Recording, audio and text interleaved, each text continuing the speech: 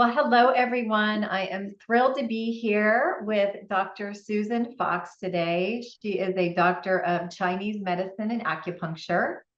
And our topic today is fertility. Yeah. And this is an important topic, especially I continue to see articles that our fertility numbers are declining. And so I want to get into that and what folks can do to address some of these and where it's coming from, what's causing it. Mhm. So I think Elon Musk has been very vocal that our fertility numbers are declining rapidly. Yeah. And you and I had a brief conversation about environmental. So would Yeah. love to turn it over to you. And if you could share a little bit more about your background and how you came into this, and then Certainly. and then we'll get into the topic of fertility. Happy to. Thank you so much for having me. It's a delight to be here. I am Dr. Susan Fox. I'm a doctor of acupuncture and Chinese medicine in the San Francisco Bay Area. And I've been working in the field of fertility for about 23 years. So I've watched this progression of increasing infertility. I actually challenge the word infertility and I use the term subfertility because I think infertility sounds irreversible, whereas most of the time it is quite able to be improved, if not reversed. We do have, some scary statistics out now where 1 in 5 people of reproductive years are determined to have some level of infertility. And I want to have the conversation about let's take care of this now so that by the time you say it's go time, you've done the things to be able to not be one of those statistics. My deepest wish is to reverse this trend so that 5 years from now people have done the things they need to do to have healthy bodies, healthy minds and spirits, healthy babies, and then future generations will also be benefiting from it as well. Fabulous. And can you share more? What are the fertility years? Oh, Because I so know. pretty much, I mean, obviously from the start of your menstruation, so early, right through to menopause or perimenopause, that's where a lot. So anywhere from typically it'll be someone in their 20s through their early 40s or mid 40s that are wanting to have babies. Again, it's possible for someone younger to have babies, but it's not healthy for them. More often than not, I find that it is women who are in their, mid to late 30s to early 40s because they've gone through school, work, relationships, and all of a sudden they're now at a point where they're saying, okay, I do want to have a family, so it's time to take a look at this. And that's when they find themselves on their heels, because for all the years they were on contraception, for all the years they thought they were so lucky because they weren't getting a period for whatever reason, it's coming back for them to really take a look at. So painful periods, which can, be an endometriosis kind of thing. So my goal is to have this conversation with people as young as possible, long before you want to have kids. I mean, if I could just go into every college and say, now is the time to attend to your fertility while you're having your contraception, so that when you say it's go time, you are as healthy as can be and can have successful pregnancy, successful, healthy baby and postpartum. Yeah. So, what are some things that young women can do to start preparing their bodies and Mhm. everything, right? Because it's all connected. Absolutely. So, yeah, as we were saying a little bit ago, a lot of the problems in my observation have to do with the toxic load that we suffer with every day, and some of it is environmental. Some of it is our personal care products and our soaps and shampoos and toothpaste and all of that. Some of it is the level of nutrition that we're taking in. So these are the little tweaks that we can make, and make significant improvement. For instance, if we just eat organic, reducing the pesticide load, that's going to make a market improvement. If we switch out our home cleaning products so that we're not having scented this and infused that, we will not be breathing and touching and putting them to our eyes and mouth these chemicals that are forever chemicals. If we choose, you know, the natural fibers of cotton, silk, and so forth, and then we're not, for instance, lying on sheets for 8 hours with formaldehyde running through our bloodstream, because those wrinkle resistant sheets, guess what makes them wrinkle resistant, or your clothing, Right. it's toxins. So these are the kind of things that someone can do. Obviously, we are beings who are meant to move, and our lifestyle has become what I call a zombie land. So you know, make an effort to, you know, mark off your calendar so that you can get up and move and put your face to the sun, so that you're also, you know, doing either your blue light blockers, or you're turning off devices for at least an hour before bedtime, so that you can get better sleep, better circadian flow, because how you fall asleep affects how you wake up. How you wake up affects how you fall asleep. And it can become either a downward spiraling cascade, or can be really helpful in that natural, healthy detoxification process that occurs every night if we let it. Right. And I love that, because so many of the things you mentioned, Dr. Susan, are, they're free, right? Getting outside. I love morning sunlight, getting outside in the morning sun. I think sunscreens are very toxic. If you start, I'm a big person who reads labels. And when I Mhm. started reading labels on sunscreen, I said something like, I can't pronounce 90% that's on here. Something's not right. And Exactly. so I started delving into that rabbit hole and looking at seed oils and how that affects us. And so many things, right? But there are so many things we can do just getting out and walking, Exactly. getting out in the sun, that actually support our immune system, Mhm. releasing toxins from the body and the whole thing. So I think that's Mhm. really important, because it doesn't have to be an expensive journey to clean up Exactly. our bodies. Exactly. So It has that, to be an and that's intentional one. exactly. And really, it does not have to adversely affect your activities of daily living, right? You can still be social, have a social life. This doesn't mean go into a bubble and, you know, and be pristine. It's just that make every little change one makes that is healthful has an exponential beneficial effect. Yeah. And then when someone's getting closer to, yep, it's go time, I would like to have a baby, then there are more targeted things we can do. Then it really is time to say, okay, hopefully you've been doing all the right things. Your cycle is now kind of feeling healthy and normalized. But you know, sometimes our organic food of the soils aren't necessarily going to give us all the nutrients we need for gestating. So getting the right supplements. It's a wild, wild west out there. So please don't just go get it off, you know, some large platform, which name will remain unnamed. Which you Get it never know from what you will get from that large. exactly, because you and I could have a store, collect a bunch of supplements, store them improperly, sell them, and the person who's buying them is taking really more toxins, more they're you know, denatured, they're not providing the nutrients that one needs. And so, you know, get your information from a trusted resource, from someone who really is expert in the field. There are a lot of people who say, oh, I'm expert in fertility, and it makes me cringe a little bit. I wish they were, but there are a lot of people who just wish they were and claim Right. to be, and really don't have the background, the education to really understand how to best help someone. Yes, no, I love that. And, I'm curious about something. So contraceptive, Mhm. there is, I've read both sides of the story. What is your perspective on contraceptive and how it impacts fertility Yeah. or subfertility? Yeah. And, what would you recommend to a, 16-year-old woman who's, at that age where her cycle may be causing some cramps? That seems to be a common reason that Mhm. young women start to take contraceptives.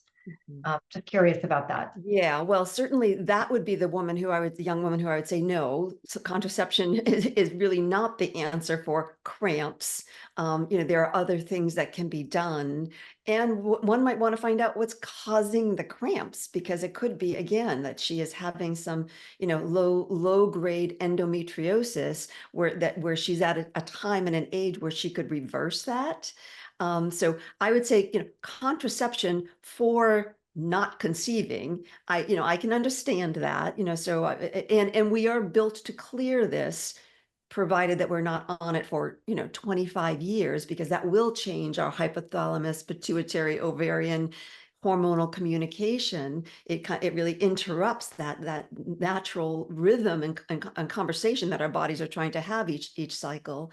But when it's for issues that really can be resolved healthfully, then I'd say, please don't choose contraception. That's really not, that's not the point of these pills. Right. Yeah. So that's really, I think that's great, great advice. And where we talked a little bit about the five elements. So Yes. can you share about what that is Sure. and how we can work with it?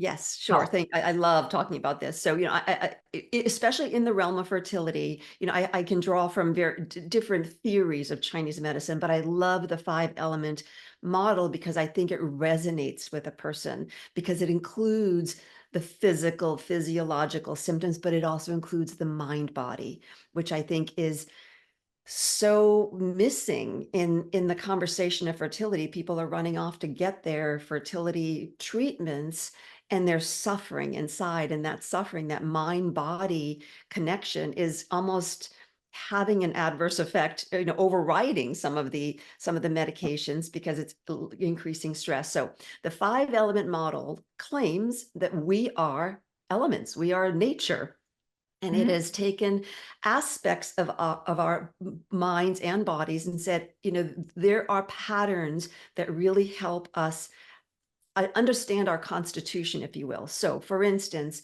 there is the wood element. The wood element in Chinese medicine governs what we call the liver organ system.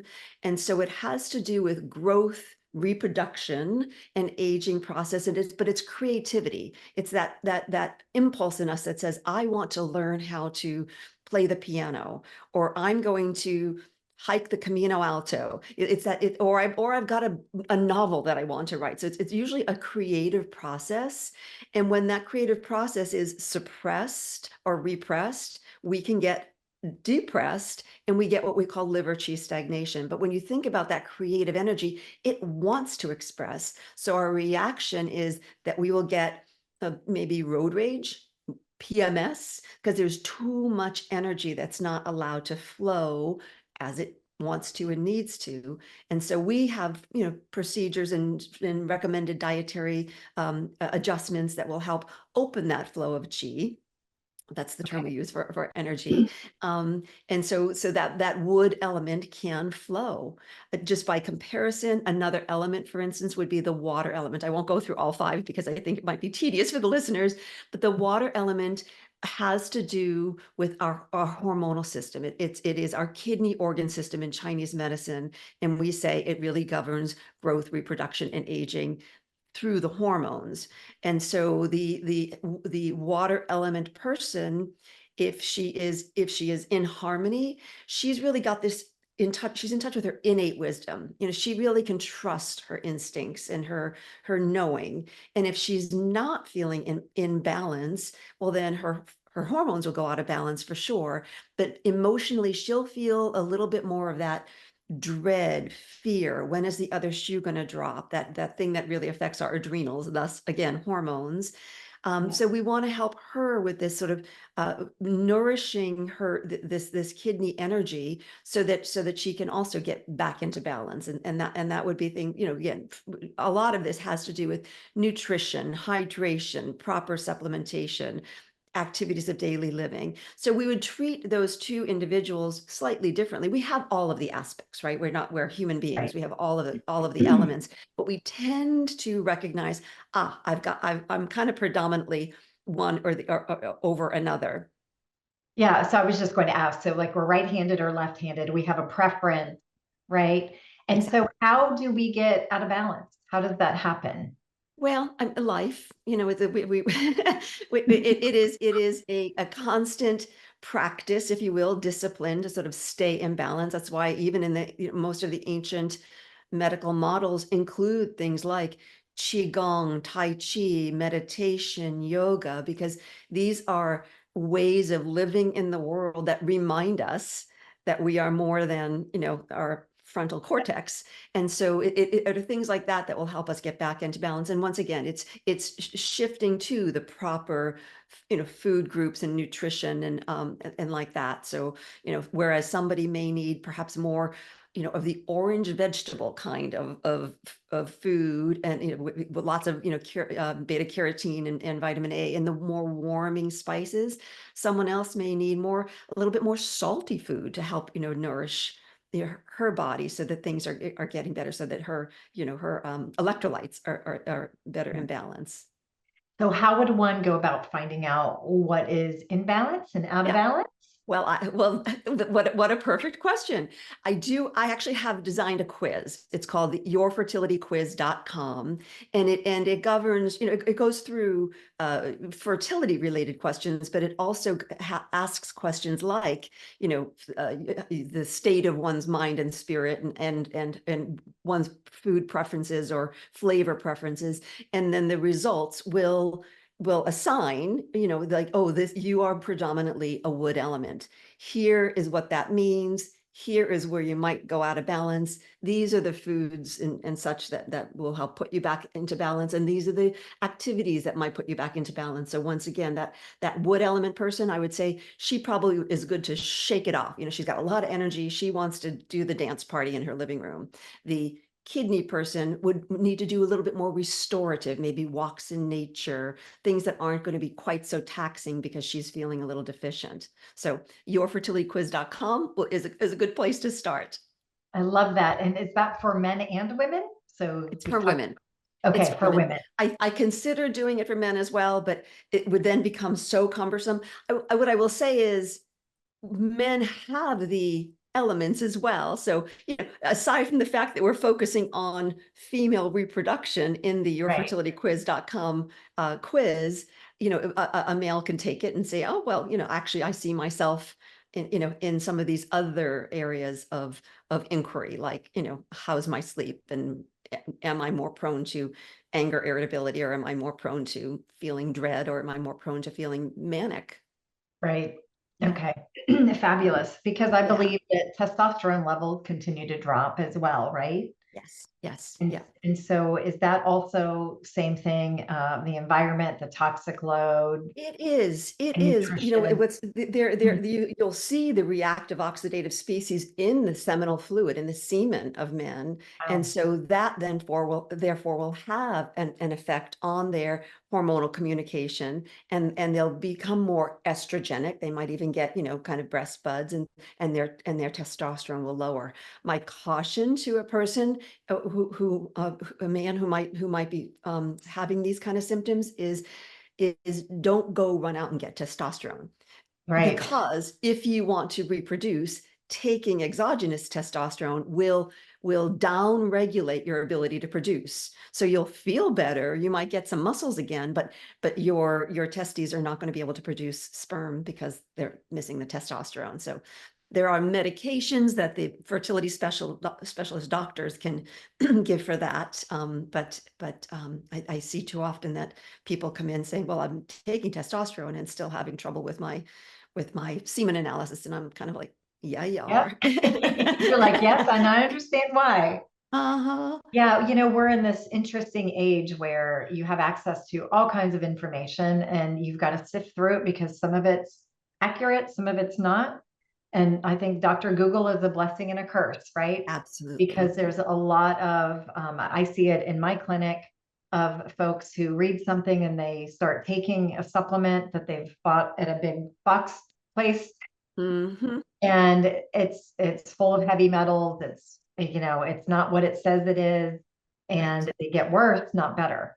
Exactly. Exactly. And sometimes it is a supplement that your best friend used and had success with, but you're not your best friend's physiology. So you could be taking something that is absolutely wrong for you to take, and could Right. be worsening the picture in terms of, regulating your cycle. So how do you work in your practice? Mhm. So if somebody I have a comes private in, practice. Yeah, I have a yeah, private practice here in the Bay Area, but I also have designed a course so that people don't have to make appointments, like crazy. We're all running around far too much for appointments. It's the website is called healthuniversity.co, not .com, and university is spelled YOU. I'll send you the links. Okay, that would be And fabulous. so, yeah, I designed 3 courses. One is kind of like the Cadillac, if you will, the premier, because if somebody is like, okay, I wanted to get pregnant yesterday and I'm struggling, then there is more that she can do for targeted circulation using infrared and using a TENS unit to really drive blood flow. And then it, of course, includes Qigong and mind body, guided imagery and nutrition recommendations. Then if someone says, well, I want to do it someday, this is the person who, again, if I could go into every college, she can just do the mind body, she can do the Qigong, she can do the nutrition. She doesn't have to do this targeted circulation at this point. She'll probably, self-regulate. And then if someone says, forget about the mind body, I don't believe any of that stuff, then we have just the nutrition component as well. So that, there are different tiers that someone can choose from.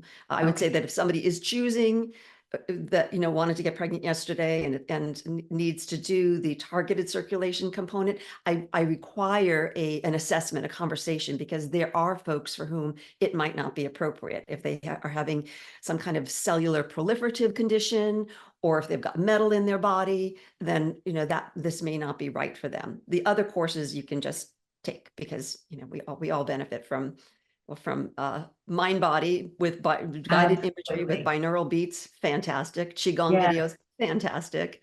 yes, absolutely love that. And I'm assuming you also use acupuncture In my private practice, I use acupuncture, fertility in yes, your of course. practice. And the research is there. And these protocols with the infrared and the TENS unit, they call it TEAS, transcutaneous electrical acupoint stimulation.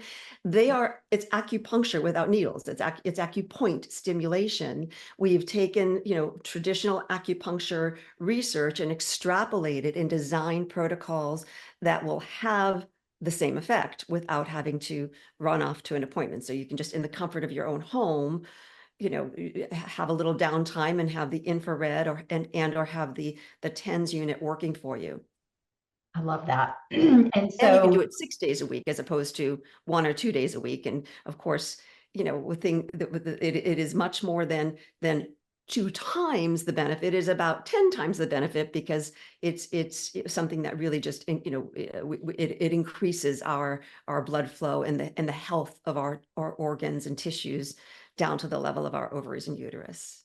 yeah, that's amazing. And I assume, as you're talking, that doing all these things when you're younger helps you go through menopause and everything else in a much easier, right? Because your body is now aligned to nature, in the flow. The elements are all aligned, working together. And I would imagine like things would be so much simpler.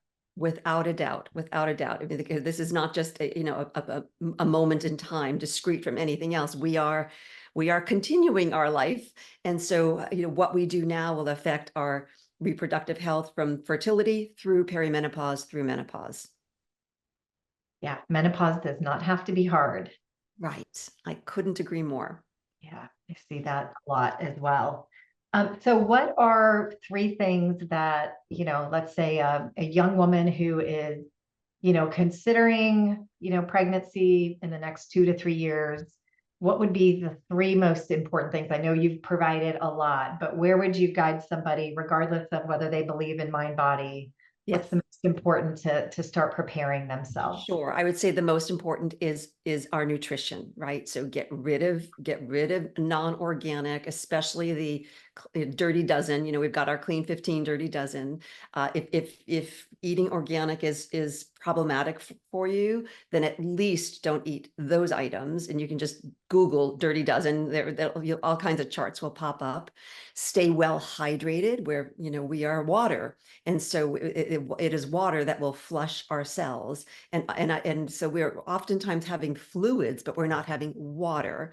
And and we need to replenish our electrolytes. Again, this toxic load takes a toll on our minerals in our body. So either purchasing some electrolytes to add to your water, or a squeeze of lemon and a pinch of Celtic sea salt, and you've got your, your potassium and your sodium right there, which will be helpful. Then also attending to, your proper sleep-wake cycles. Get those electronic devices off at least an hour before it's bedtime. Bedtime ideally would be between 10 and 10:30, so you're asleep by 11. The Chinese medicine clock does outline 11 to 7 as the important time frames for the organs to detoxify, and we know this in Western medicine as well.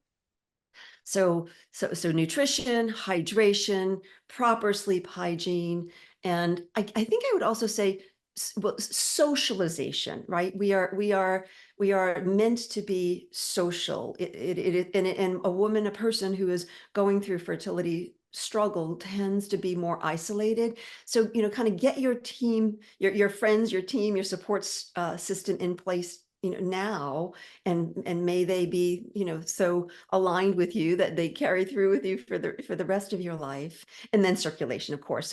So do your socialization and Movement. your circulation Yes. together. Go take a walk with a friend, walk your dog. Right. And Mhm. can you share just a bit more about the water? So I'm a Yeah. huge proponent in water. Mhm. I'm not a proponent of tap water. Correct. So what do you recommend on the water front Yeah. for people? I try to be not too bossy pants about it, because I think people can get a little worried about, what should I take. So I would say, get a good quality, as best as you can afford, filtration system, and maybe that system is really something on your counter. And I don't mean like the plastic Brita, no offense, but Right. that's plastic, right? So if you can find a system that's going to take out as much of the contaminants, because we do have, metals, and we've got debris from Even medications, and pharmaceuticals, yes. exactly. So there's so much in the tap water that is really, dangerous for us. So, and if you can't do that, maybe you just distill it or boil it or something like that. If getting a system is really not in your ability right now. But yeah, but beware of tap. It's got the fluorides, it's got all of these things in it that are just really not healthy for us. Right. And if you are going to drink distilled, making sure that you have the minerals back in, because Yes. that is something, and in reverse osmosis water, same thing. Is Yep. you're not going to get it from your water, you've got to add it in. Absolutely. I mean, I think that in a perfect world, what we would be distilling our own water, adding our healthy minerals back in, and then knowing that we've got just what we need. But yeah, don't just drink distilled water. Yes. That's for your iron. That's not, Yes. and by iron, I mean you're ironing the iron that irons your clothes. Or in your nebulizer or something like Right, that. Yes. exactly. Yes, yeah. Okay. Well, anything else you'd like to share? This has been so much fun, and I've really had a good time. I would just ask listeners, even if you're not thinking that you want to have a baby one day, or if where you are in the time in your life, it's like, no, that's not happening. Know that, because again, this statistic is real, that 1 in 5 people are having it. So if it's having difficulty conceiving, so share this, so that because I think that, the more we know that what we can do, the more agency we have over our health, our reproductive health, our fertility, and then, throughout our lives. So, And this is our life force, right? It's our life exactly. force energy. And where can folks learn more about the 5 elements? So I would say through healthuniversity.co Okay. and the yourfertilityquiz.com. I think that's a really good primer to get them started. And, if you want to learn more, then reach out to me through the healthuniversity.co, and I'm And, happy to and do you shed do more light on it. telemedicine? Do you also do telemedicine? I don't do telemedicine, Okay. and that's why I designed the course, is that, I'm practicing within state lines. So if you're in California, I can do telemedicine. People who are in California, I'd rather that they, take the course if they can't get into the physical office, because that's where the acupuncture, really comes in handy. But yes, I'm happy to have a telemedicine consult with anyone inside California. I also have a health and wellness coaching certification, so I can do some coaching outside of California, but I can't do any kind of really diagnosis or prescribing. Got it. Okay. Yeah. Very helpful. Well, you are so lovely. I Thank learned you. a As are lot. Thank you you. so much for sharing your wealth of information. And we will post your links in the show notes so that Okay. everybody can access. And Excellent. thank you so much again for being here with us My today. pleasure. I love the title of this podcast, The Wellness Sherpa, because we really do need to just kind of keep forging. Yes. All Thank you so much. right.